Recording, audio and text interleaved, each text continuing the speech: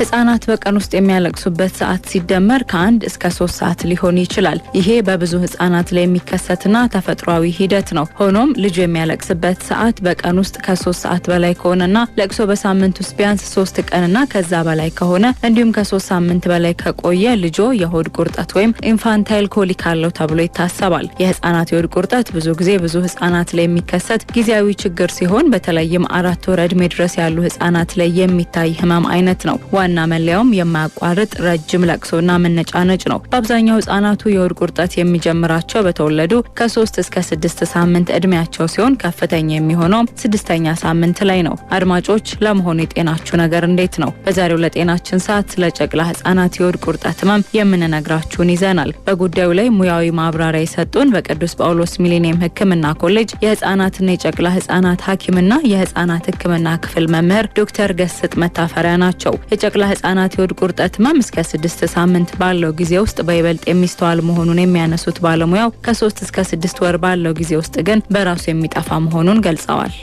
ብዙ ጊዜ እናቶች ይቸገራሉ። የህፃናት የሆድ ቁርጠት ያጋጠማቸዋል። ልጆች እሪ ብለው የሚያለቅሱበት በጣም ረጅም ጊዜ የሚያለቅሱበት ሁኔታ ይፈጠራል። የህፃናት የሆድ ቁርጠት ብለን ለምና ወይም ኮሊክ ኢንፋንታይል ኮሊክ ብለን የምንናገረው የበሽታ አይነት ወይም የጤና እክል ጎልቶ የሚታወቀው የልጆቹ እድሜ 6 ሳምንትና ከዛ በላይ በሆኑት ልጆች ላይ የመፈጠር እድል ይኖረዋል። ቀስ ብሎ ደግሞ በራሱ የመጥፋት እድል አለው። ከ3 ወር እስከ 6 ወር ባለ ጊዜ ውስጥ የመጥፋት እድል ይኖረዋል። ግን ይሄንኛውን ኢንፋንታይል ኮሊክ ወይም የህፃናት የሆድ ቁርጠት ብለን ለመናገር አስፈላጊ የሆኑ ክራይቴሪያዎች አሉ። እነሱ መሟላት አለበት። ያለ ማለት ምንድነው? ቢያንስ አንድ ልጅ በቀን ውስጥ ቢያንስ ለ3 ሰዓት ያለ ማቋረጥ የማልቀስ ሁኔታ ሲኖር እሱ ብቻ በቂ አይደለም። ከዛ ጋር ተያይዞ ያ ደግሞ በቀን 3 ሰዓት ያለው በየሳምንቱ ደግሞ በሳምንቱ ቢያንስ ለ3 ቀን የሚመጣ ከሆነ ይሄ ስሜት ደግሞ ከ3 ሳምንት በላይ የሚቆይ ከሆነ ይሄንን የኢንፋንታይል ኮሊክ ወይም ከፍተኛ የሆነ የጨቅላ ህፃናት ወይም ከተወለዱ በኋላ የሚያጋጥማቸውን የሆድ ቁርጠት ማለት እንዴ አብዛኛውን ጊዜ በራሱ መጥቶ የሚጠፋ ነገር ነው። በጣም የሆነ ከባድ የምንለው ችግር አይደለም። ግን የመከሰት እድሉን ስናየው ከፍተኛ ነው፣ ዝቅተኛ አይደለም። አብዛኞቹ ማለት የተለያዩ ጥናቶች የሚያሳዩት ከ10 እስከ 40% የሚሆኑት የሚወለዱ ልጆች ይሄ አይነት ችግር ሊያጋጥማቸው ይችላል። የህፃናት የሆድ ቁርጠት መንስኤ በውል ባይታወቅም ነገር ግን ችግሩን ሊቀሰቅሱ የሚችሉ ግምታዊ መነሻዎች እንዳሉት ባለሙያው ይገልጻሉ። የአንጀት ጠቃሚ ባክቴሪያዎች መጠን መዛባት፣ የምግብ አለመስማማት፣ ብዙ መጥባትና አለማስገሳት እንደ ግምታዊ መነሻ ምክንያቶች የሚጠቀሱ ናቸው ብለዋል።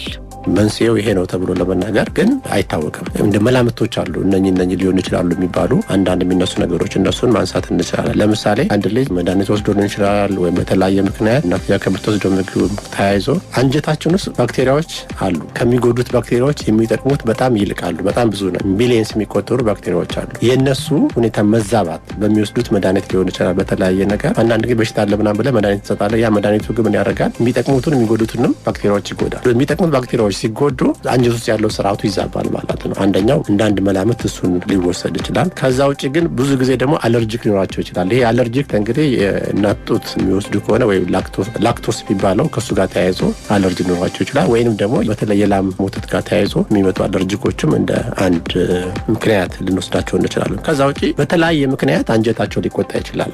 በኢንፌክሽን ሊሆን ይችላል። ለኢንፌክሽን በሆነ ነገር አንጀታቸው የሚቆጣ ከሆነ እሱም የራሱ የሆነ አስተዋጽኦ ሊኖረው ይችላል። ብዙ ጊዜ ደግሞ እድሜያቸው ያለ ጊዜያቸው የተወለዱ ልጆች አንጀታቸው በደንብ ስለማይዳብር ደርሶ ስለማይወለድ እሱም የራሱ የሆነ አስተዋጽኦ በበቂ ሁኔታ ዳብሮ ካልተወለደ እነሱም እንደ አንድ ሁኔታ ልናያቸው እንችላለን። ሌላው በቀላሉ መስተካከል የሚቻለው ፊዲንግ ቴክኒክ ምንለው ማለት ነው። ማለት አንድ እናት ልጇ ስታጠባ መከተል ያለባት ደንብና ሁኔታዎች አሉ። እነሱን በአግባቡ በትክክል የእናትና የልጁ አቀማመጥ እና የእናት ጡትና የልጁ አፍ አቀማመጥና አያያዙ ትክክል ካልሆነ በዛ ሂደት ላይ በአንዳንድ ጊዜ አየርማ ሊገባ ይችላል። ማለት ጡት ሲጠቡ ወተቱ ብቻ አይደለም የሚሄደው፣ አንድ ላይ አብሮ አየር ይገባል። የአየር ደግሞ ብዙ ጊዜ አየር ከዋጡ ልጆቹ ለዛ ነው ብዙ ጊዜ ልጆቹ ከጠቡ በኋላ ወደ ላይ ከፍ አድርገን ጀርባቸውን አሸት እያደረግናቸው እንዲያስገሱ የምናደርጋቸው ለዛ ነው። የሆድ ቁርጠት ያለባቸው ህፃናት በቀን ከ3 ሰዓት በላይ በሳምንት ደግሞ ከ3 ቀናት በላይ ያለቅሳሉ። ሁኔታውም ከ3 ሳምንት በላይ ይቆያል። ከወትሮም በተለየ መልኩም በጣም ጮክ ብለው ያለማቋረጥ ያለቅሳሉ። ህፃናቱ ከዚህ አልፎ አልፎ ከሚከሰተው ቁርጠት ውጪ በሌላው ሰዓት ጡት በደንብ ይጠባሉ። ምንም አይነት ሌላ የህመም ምልክትም አይኖርባቸውም። ዶክተር ገስጥ እንደሚሉት ግን ሁሉም የሆድ ቁርጠት ቀላል ነው ተብሎ መታሰብ የለበትም። ሁሉንም ደግሞ ኖርማል ነው ምናምን ብለን መደምደም የለብንም። የሚታዩ ምልክቶች በዋናነት ማልቀስን ወዳቸውን ስለሚቆርጣቸው በጣም ያለቅሳሉ። ግን ያለቀሱበት ምክንያት ለምንድን ነው የሚለው ነገር ብዙ ጊዜ ሌሎቹን በሽታዎች አለመኖራቸው እርግጠኛ ከሆኑ በኋላ ነው ይሄ ቁርጠት ነው ብለን መናገር የምንችለው። ዋናው መገለጫ ቁርጠት ነው፣ መነጫነጭ፣ ማልቀስ ነው።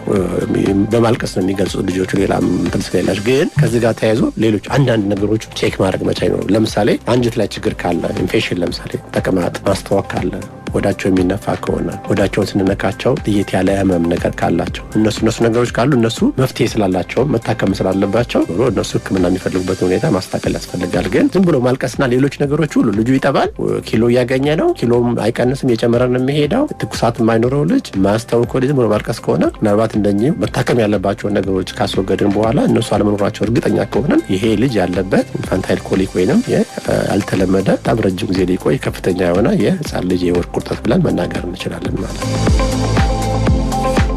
ወላጆች መረዳት ያለባቸው የሆድ ቁርጠት ይህ ነው የሚባል ፍቱን መፍትሄ እንደሌለው ነው የሚሉት ባለሙያው። ከጊዜያዊ ምቾት መንሳት በቀር ህጻናቱን ለክፉ የማይሰጥ መሆኑንና እድሜያቸው እየጨመረ ሲሄድ ከ3 እስከ 4 ወር ባለው ጊዜ የሚቀንስና 6 ወር ላይ የሚጠፋ መሆኑን ነው ብለዋል። ህጻኑን ከፍ አድርጎ ይዞ ጀርባውን መታ እያደረጉ እንዲያገሳ ማድረግ ሆድ ውስጥ የተጠራቀመውን አየር እንዲያስወጣው ስለሚረዳ ይህን መንገድ መሞከር መፍትሄ ሊሰጥ ይችላል ብለዋል። አብዛኛውን ጊዜ ህክምና አይፈልጉም። በብዛት ምንድነው የሚያስፈልገው? እናትን ማረጋጋት፣ የአጠባብ ቴክኒክ ችግር ከሆነ እሱን ማስተካከል፣ የአታችመንት የምንላቸው ብዙ ጊዜ የእናት ጡትና የልጁ አፍ አያያዙ፣ የጡት አያያዙ ምን ይመስላል የሚለውን ነገር በደንብ አግባቡ ቼክ ማድረግ፣ ልጁ ሲጠባ የሚያዝበት መንገድ፣ ሰውነቱ ተደግፎ በደንብ ወደ ሰውነት ጠጋ ተደርጎ ፊት ለፊት እያየች እናትና ተመስሉ ቴክኒካሊ እሱን ማሰብ። ሌላው ይሄ ያለው ኢንፋንታይል ኮሊክ ወይም የሆድ ቁርጠቱ ለረጅም ጊዜ እንደማይቆይና በአጭር ጊዜ ውስጥ ሊጠፋ እንደሚችል የእናትየዋንም አላስፈላጊ ጭንቀት ውስጥ እንዳትገባ እሷንም መምከር። ምናልባት እናትየዋ የምትወስዳቸው አለርጂን የሚያመጡ ነገሮች ካሉ እነሱ ነገሮችን ማስወገድ ያስፈልጋል። ከታወቀ ደግሞ አንዳንድ ኮዞች ናቸው ብለን ካሰብን ለምሳሌ የላም ወተትና የሚወስድ ከሆነ ልጁ እሱን እንዳይወስድና በሌላ መቀየር ለመሞከር። ፎርሙላ ላይ ምናምን ከሆነ ደግሞ ፎርሙላዎች አንዳንድ ጊዜ ሃይፖአለርጂን የምንላቸው አሉ። ማለት የአለርጂክ መጠናቸው ዝቅተኛ የሆነ የኮሊክ መጠኑን መቀነስ የሚችሉ የተለያዩ ገበያ ላይ የሚኖሩ እንትኖች አሉ። እነሱንም በመጠቀም አስፈላጊውን የሆነ መፍትሄ ማድረግ። ግን አብዛኛውን ጊዜ የተለየ ህክምና አይፈልግም። በራሱ የመጥፋት ድል ስላለው ሪያሹር ማረጋጋት። አንዳንድ ጊዜ አጣዳፊ የሆነ የሆድ ቁርጠት ኖሯቸው ያ ቁርጠት ኦፕሬሽን ሊያስፈልገው የሚችል ነገር ሊሆን ይችላል። እነሱ ነገሮች ሁሉ ጊዜ በደንብ አይተን በቀን ውስጥ ቢያንስ 3 ሰዓት፣ በሳምንት 3 ቀን ደግሞ ያ ስሜቱ ቢያንስ ለ3 ሳምንት የሚቆይ 3 ሳምንትና ከዛ በላይ የሚቆይ ከሆነ ነው ይሄን ኢንፋንታይል ኮሊክ ነው። ግን ከዛ በፊት እነኚህ ነገሮች የማያሟላ ከሆነ ሌሎቹን መንስኤዎቹን አውቆ መፍትሄ መስጠት ያስፈልጋል። በዓለም አቀፍ ደረጃ አዲስ ከሚወለዱ ጨቅላ ህጻናት ከ10 እስከ 40 በመቶ የሚሆኑት የሆድ ቁርጠት ህመም ሊያጠቃቸው እንደሚችል መረጃዎች ያሳያሉ። እንዲሁም አዲስ ከሚወለዱ 4 ህጻናት አንዱ ይህ ችግር ሊገጥመው እንደሚችል ይነገራል። ለሆድ ቁርጠት ተብለው የሚሰጡ መድኃኒቶች አንዳንዴ ህጻኑ ላይ ምንም አይነት ለውጥ ላያመጡ ይችላሉ። ይሄም እንደየህጻናቱ ተፈጥሮ የተለያየ ነው። እናትም ብትሆን የልጅ የሆድ ቁርጠት ከባድ የሆነ ጭንቀትና መወጣጠር ውስጥ ሊከታት ስለሚችል ለራሷ በቂ ጊዜ መስጠት አስፈላጊ መሆኑም ተገልጿል።